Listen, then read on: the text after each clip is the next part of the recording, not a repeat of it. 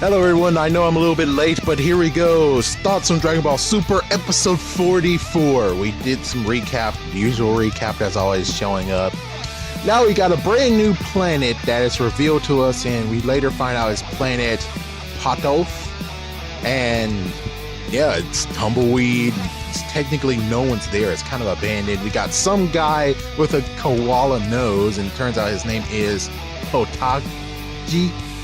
Yeah. So, yeah, he's there, and then there's also three invaders. One that has a messed up grin because he's like, we made it. And the other two with freaking guns. And there's even more than just two of them, so they were just there landing.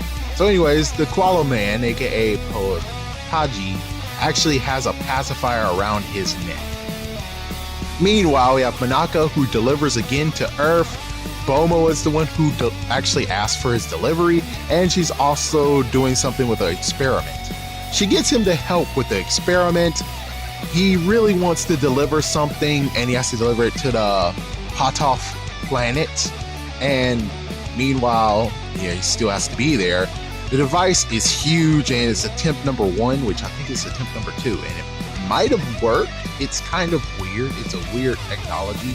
It's like some kind of blue goop, and he had a beaker that was, or a funnel, as was he was holding, and she was doing something with it. I don't know. Anyways, Goten and Trunks actually was flying. They were testing their flight, I guess, and they checked the truck of Monaka, and they checked the back of it, and the back of it was open. So funny, like a funny Easter egg is that Trunks is apparently drawn to the sword that's in there.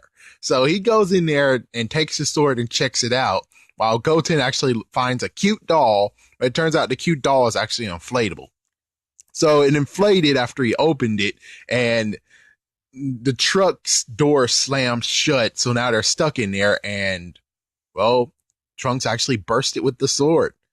Trunks is considering not to punch it open, because if he punches open, then it's Monaka's problem, because now he has to pay for that out of his own pocket or something like that.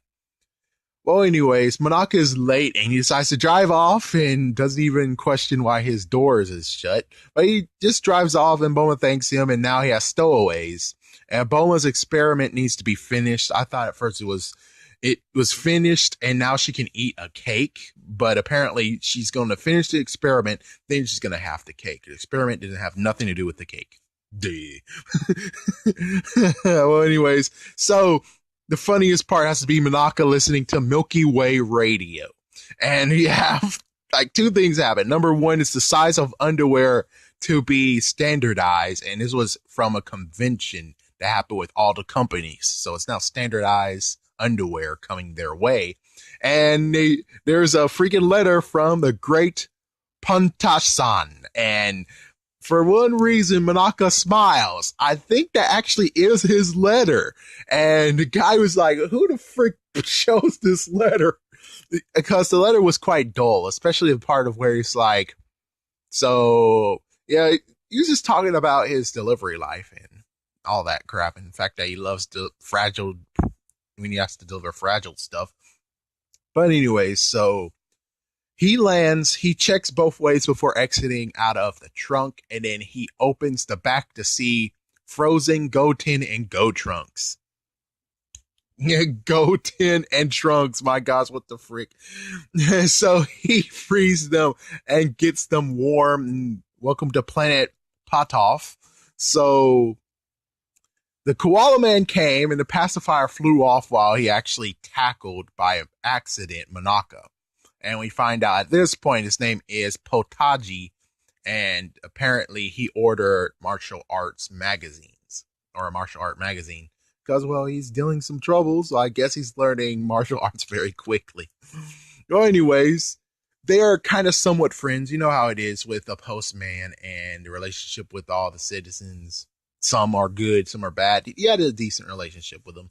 So the bad guys found Potaji, and one thing you need to know about these guys that I'm watching is that apparently these guys who are doing the subtitles actually censored the word damn. I know Shimata means damn, all right? It's not, it can't be or anything. It's freaking damn.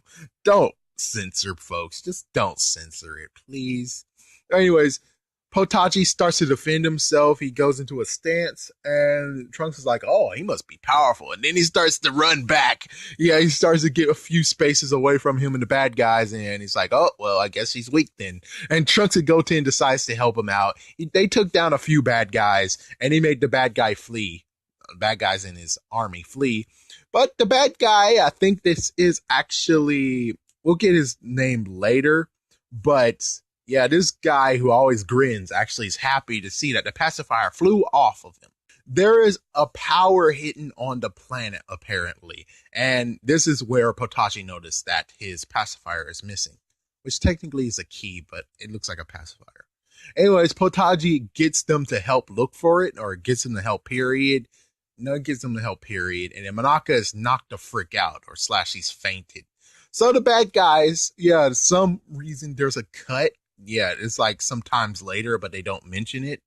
But anyways, they return back and they find out Monaka is missing and the pacifier has been found too. So the bad guys got the pacifier, and Goten asks Trunks about the pacifier. He's like, isn't that what children suck on? And Trunks is like, it most likely unlocks the great power or whatever that's on this planet. So yeah, and we get the idea of the power of super water. So Goten and Trunks are ready and take them down, but Monaka's their hostage, so yay, they can't do anything. Well, anyways, we got super water, and here is the description that you most likely, hopefully, will see on the screen. Super water is the miraculous water that increases your strength in 1,000 times if you drink it or if you take it. So Goten is impressed by that, and then Potachi actually has something to say. He's like, what the hell are you talking about? That does not exist. If you open the seal, you will get lost within. So Trunks would like to get free. He could get them free, but they have hostages, and he can't risk that.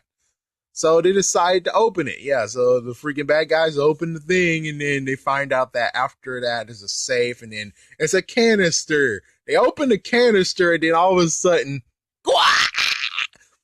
and that's where the commercial happens. But anyways, Vegeta hears about the bad news. Bulma tells him that, yeah, Goten and Trunks is in Monaka's car or truck, and she knows by the security footage. And then Bulma and Vegeta has an argument because she's trying to put words in his mouth, because she's like, oh, so you think it's my fault that Trunks is gone?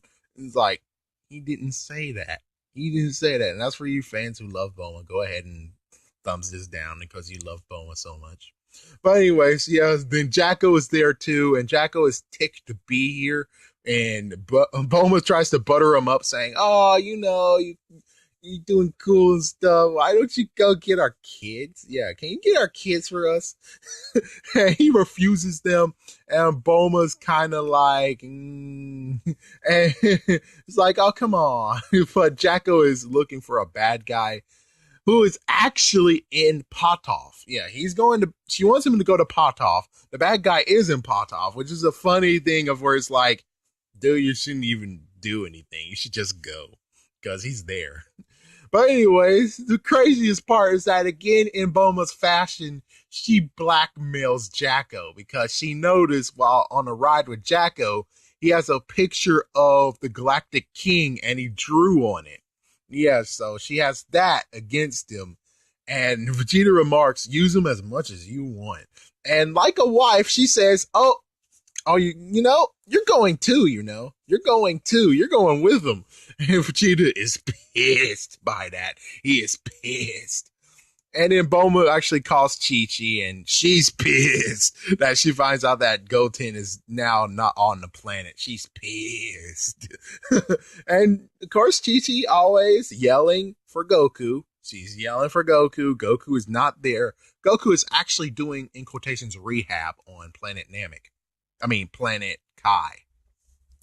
So Goku might be normal. His disease might actually be gone. Jaco, and King Kai is trying to shoo him away off his planet because he doesn't want to get destroyed.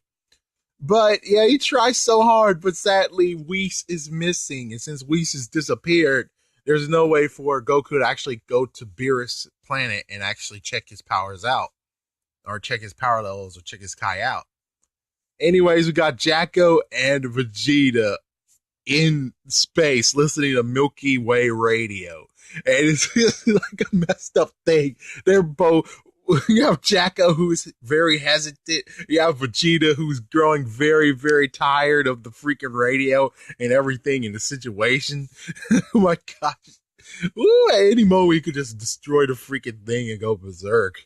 But anyways, Trunks and Goten flee with Potaji, and the bad guys are different now. They're different looking. Instead of being blue, they're now purple, and it's crazy to get even more interesting. So Trunks almost got shot and shot to kill, meaning that he could actually have been dead, but Vegeta came to the rescue and deflected that, and oh man, Trunks is in trouble. But anyways, Jaco noticed the guy he is after is on his planet, and his name is Gril. Yeah, Gril without one L. So yeah, he's there, and then we have Vegeta versus Gril, and I think it was an even Gril, but either way, he went against one of them, and he evaporated. Yeah, he evaporated, and he attacked some others, and they evaporated too. But then it turns out, no, they're freaking damn goop, and they were able to go into the planet and then come out of the planet. So they engulfed freaking Vegeta and suffocated him. So after they suffocated him, they spitted him out, and apparently it absorbed his strength. And now we got a purple jelly Vegeta. And that is where the episode ends. This is a newer episode. This is the episode I'm like, there's no repeats, so that's good. So that's about it. I guess I can't wait for the next episode. Of course, it'll be interesting. I still don't see any sign of, oh, future Trunks will return. It's like, yeah, stop with the spoilers, but still, the only thing is just a nice little Easter egg of where Trunks is drawn to a sword. And also, let's not forget, there's going to be messed up freaking paradoxes. Even, I don't know if it actually looks like that. It might not, because future Trunks was there when baby Trunks was there, so I guess there was no paradox. But on the other hand, we don't freaking damn know. For now, I would just say thank you for watching, and stay tuned for another Thoughts on Dragon Ball Super. Have a great day.